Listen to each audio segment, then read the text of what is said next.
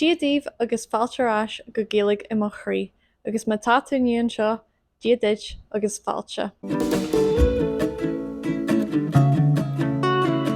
Inniu b'ime ag deanadh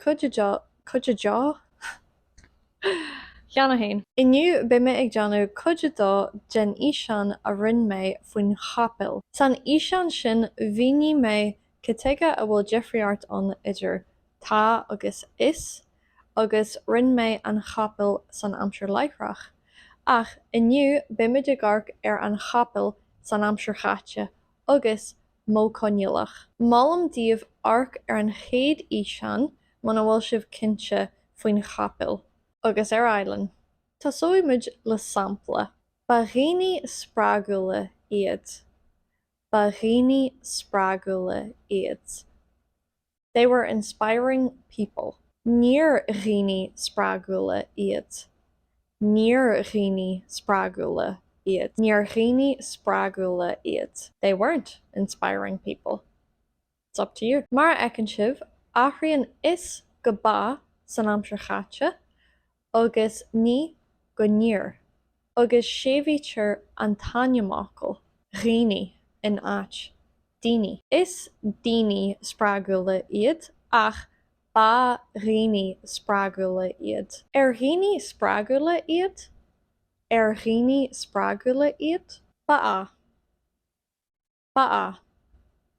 Níor a bha. Níor a bha. Aithríonn an go air, agus séimhítear an tainneamachil. Ní chaighí tú ba dhaoine sprágúla iad a rá nó níor dhaoine sprágúla iad a rá. Thuig leat freagairt le ba á nó níor a bha. Níl tú ar scoil ní chaighí tú freagairt le abairtí iomlána. Sampla eile. Ba bhánarcha í. Ba bhánarcha í. Níor bhánarcha í. Níor bhánarcha í. Agus mar cheist, ar bhánarcha í. Ar bhánarcha í. Ba á. Ba á. Níor a bha. Níor a bha. Tá athrú bog nuair a thosaítear an tainneamachil le gota ná F. Mar shampla, fiú. Fiú é. Fiú é. Níor a bhiú é. Níor a bhiú é. Níor a bhiú é. Ar a bhiú é? Ar a bhiú é? Was it worth it? Or would it be worth it? Breathann sé ar an chomhthéacs. Agus an freagra céanna, ba á, níor a bha. Ba amadan ceart é. Ba amadan ceart é. He was a right Egypt. He was a total Egypt. Níor a bhamadan é. Níor a bhamadan é. He wasn't an Egypt. Arav Amadan é? Arav Amadan é? Was he an idiot? Ba á, nó níor a bha. Smaoinigh ar an ócail Béidir. Béidir. Ba éidir. Béidir. Would be possible. Go literal. Sin an brí atá leis. Might be possible. Would be possible. Béidir. Ar a bheith sin an fearr a bhí ag domsa ar an tabla a réir? Ar a bheith sin an fearr a bhí ag domsa ar an tabla a réir? Ba á. Níor a bha. Ba é sé an duine a bhí ag domsa ar an tabla a réir. Tá scéal simúil deantó go mo chleagaín inis. Ar bhar leat té nó cafa? Ar bhar leat té nó cafa? Would you prefer tea or coffee? Barlam té le duhol. Barlam té le duhol. Nar a bhar leat pionta?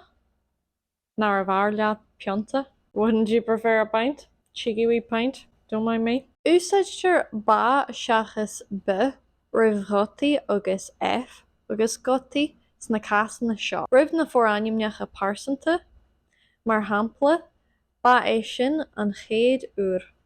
Ba é sin an chéad uair. Deirtear bin fásta, bin an chéad uair. Bin an chéad uair. Ní deirtear ba é an chéad uair. Roimh na réamh ócail, mar shampla, ba as dúnanál é. Ba as dúnanál é. Ní deirtear ba as dúnanál é. Roimh na fóraimneacha réamh óclacha. Ba áiríonne a bhí an Lord. Ba áiríonne a bhí an Lord, nó an locht. Was on us the fault. The fault was on us. It was our fault. Ra bheá bhríochra. Ba inné a tharla sé. Ba inné a tharla sé. Deirtear tharla sé inné fásta. Ach má táta gurí béim a chur ar inné, thuig leat an struchtúr seo a úsáid. Ba inné a tharla sé. It was yesterday that it happened. Inis an chud is fearlibh an trán a gceist.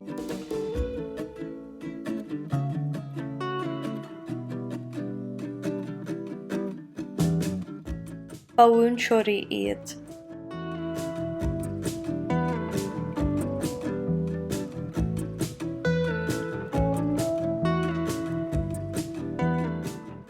Ba cheist dhheachar é, ná ba cheist ghalaí é.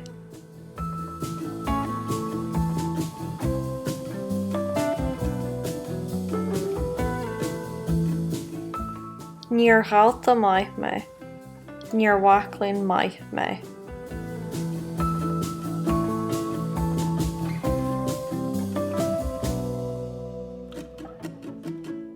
Ar chara maith í?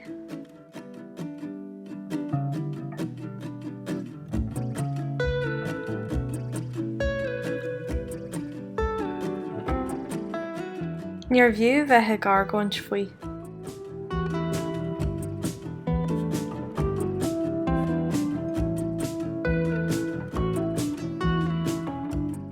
Ba é sin an aib, ná bin an aib. Sin é tásúla gom gur bhain sibh sult as an trán a gceist, mas bíonn leat inis do scórdús na trartana, ní chaithfí tú níl comórtas ar bí an seo, ach mas bíonn leat inis tú. Tásúla gom gur bhain sibh sult as an ísean seo, agus gur ólam sibh rud an teart uair. Tá mé sásta cuidialamh le rudaí mar seo, mar tá an ghramadá seo rud bogdálaí, níl sí rághalaí, ach is maithlim cuidialamh agus tásúla gom agus tásúla gom gur chuidí mé libh. Gur míle maigah as arc ar an ísean seo agus gur míle maith ag mo chud patrún. Tá mé fíormhuaich as bhar daciart. Tíbhí mé sa chéad ísean eile sibh, slán go fóil, tá scéal sim